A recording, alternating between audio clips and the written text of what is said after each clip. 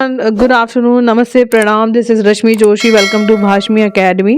आप में से जो भी विद्यार्थी नेट जेआरएफ की परीक्षा की तैयारी कर रहे हैं या फिर क्वालिफाई कर चुके हैं या फिर भविष्य में वो शोध करना चाहते हैं, पीएचडी करना चाहते हैं, तो तमाम तरह की यूनिवर्सिटीज़ जो है अपनी अपनी तरफ से विज्ञापन जारी करती हैं। उसी कड़ी में बुंदेलखंड विश्वविद्यालय झांसी की तरफ से पीएचडी पाठ्यक्रम की प्रवेश सूचना जारी हुई है। तो आप में से जो भी फॉर्म भरना चाहते हैं, एडमिशन लेना चाहते हैं, क्योंकि आपको पता है जेआरएफ लेटर आने के आपके 2 साल के अंदर आपको शोध में जो है एडमिशन लेना होता है, शोध प्रक्रिया का हिस्सा बनना होता है, ताकि आपकी स्कॉलरशिप जो है वो सुचारू रूप से आपको मिलती रहे।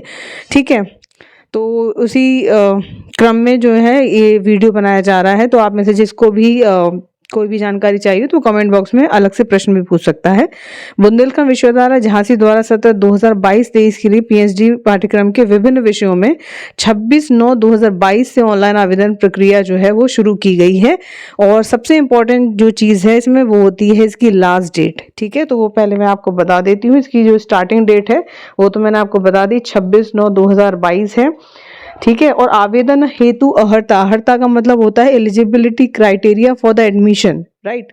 सो यूजीसी नेट हो आपका, यूजीसी नेट जेआरएफ हो आपका, या फिर आपका मान लीजिए सीएसआईआर नेट है अगर आप साइंस फील्ड के हैं, साइंस स्ट्रीम के हैं, या फिर आपने स्लेट मतलब आपने जो राज्य स्तर की जो परीक्षा होती है वो जो है उसको पास किया हो, या फिर आपने ये सारी अर्हताएं आप अपने हिसाब से इसको देख लीजिएगा वो।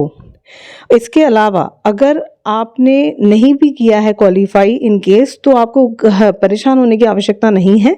एक और ऑप्शन ये होता है कि जो भी आपका परास्नातक का विषय है जिसमें आप एडमिशन लेना चाहते हैं, उससे आपने जो प्रवेश परीक्षा होती है पीएचडी की, तो आप उसको उत्तीर्ण किए हो। ठीक है, उसको प्रवेश परीक्षा के बारे में ही बता दिया जाता है, क्योंकि प्रवेश परीक्षा भी आएगी तो उसका नोटिफिकेशन भी हम डाल देंगे। तो अगर आपका नेट जेआरएफ नहीं है तो आप उस पर्टिकुलर यूनिवर्सिटी का एंट्रेंस एग्जाम क्वालिफाई करके भी आप इसमें एडमिशन ले सकते हो। अलग अलग यूनिवर्सिटी का अलग अलग क्राइटेरिया होता है। जैसे इलाहाबाद में अगर आप नेट जेआरएफ होते भी हो तो भी आपको वहाँ का एंट्रेंस निकालना होता है। दूसरा, प्रवेश प्रक्रिया से संबंधित जो भी सूचनाएं हैं, इंपॉर्टेंट इन्फॉर्मेशन है, वो विश्वविद्यालय की यानी कि बुंदेलखंड यूनिवर्सिटी की ऑफिशियल वेबसाइट पे 26 सितंबर को, यानी कि अभी तो ये जा चुकी है, तो आप वहां पे देख सकते हैं, अभी अवेलेबल है वहां पे वेबसाइट पे। ऑनलाइन आवेदन करने की अंतिम तिथि 30/10/2022 है, यानी कि 30 अक्टूबर 2022 है। तो मेक श्योर कि आप उस चीज़ का ध्यान रखिएगा। जो भी विद्यार्थी इनरोल करना चाहते हैं, इसमें एडमिशन लेना चाहते हैं, 30/10/2022 को जो है वो अंतिम तिथि है इसकी, तो उसका वेट ना करें, उसके पहले ही कर दें। और आज शायद 18 तारीख है जब मैं ये वीडियो रिकॉर्ड कर रही हूँ, और 19 तारीख को अपलोड कर दिया जाएगा। तो ये चीज़ों का ध्यान रखिएगा आप लोग। बाकी मैं थोड़ा सा आप लोगों का ध्यान आकर्षण कराना चाहूँगी, ये इंग्लिश में है, जो भी इंग्लिश के विद्यार्थी हैं वो इंग्लिश में इसको देख लीजिएगा। ठीक है, स्क्रॉल डाउन करते हैं इसको और देखते हैं कि किस किस विषय में क्या क्या सीट्स आई हुई हैं, क्योंकि ये भी इम्पॉर्टेंट है। ठीक है, उसी हिसाब से जो कॉम्पिटिशन का लेवल होता है वो डिसाइड होता है।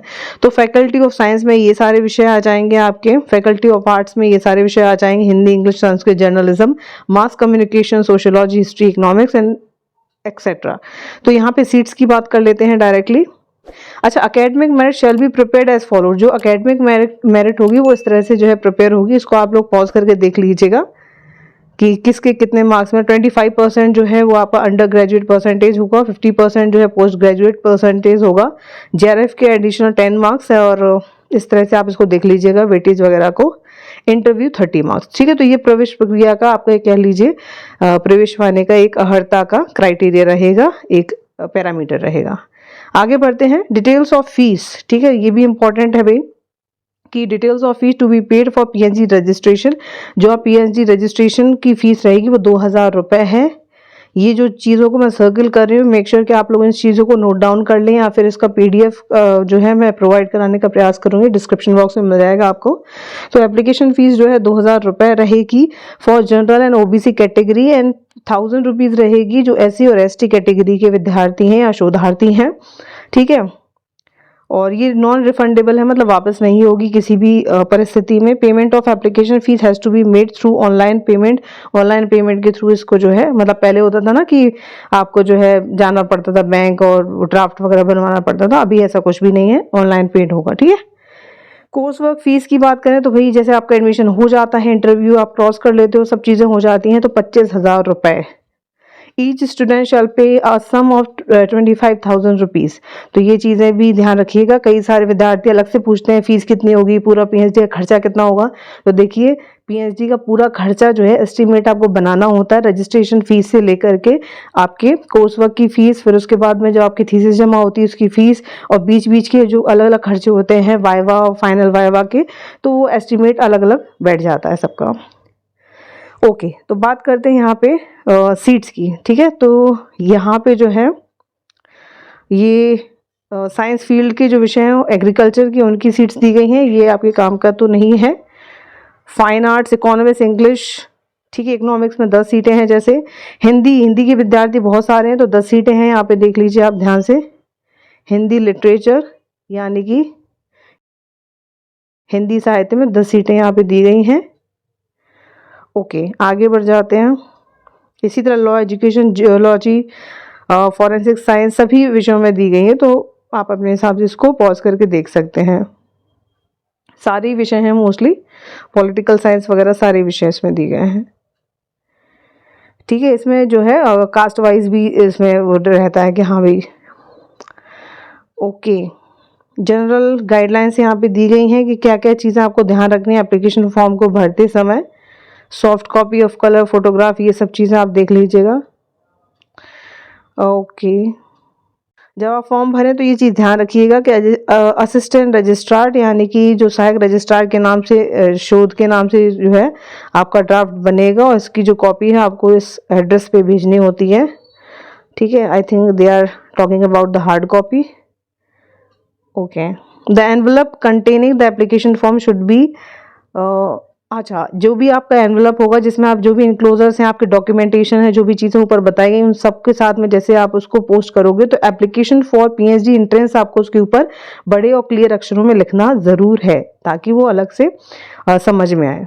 ठीक है, चलिए एक बार फिर से बता देते हैं। Website closure for submission of application form जो है 30 है, यानी कि 30 अक्टूबर है। ये डेट्स का जरूर ध्यान रखिएगा आप लोग। डेट जाने के बाद में 90% है, डेट बढ़ती नहीं है, क्योंकि ऑलरेडी 1 महीने का लगभग समय मिलता है आपको।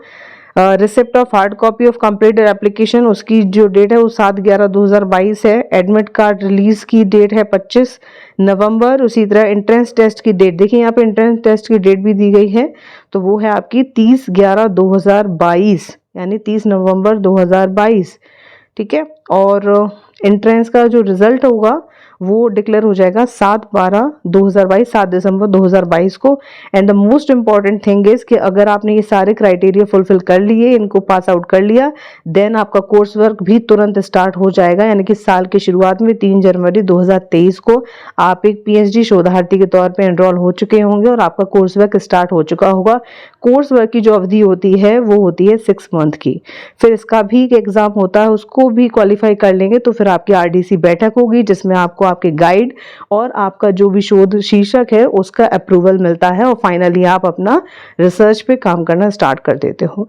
ठीक है, आई थिंक मैंने सारी चीज़ें कवर कर दी हैं। फिर भी अगर आपके मन में कोई क्वेरी है, कोई शंका है, तो let me know in the comment box below.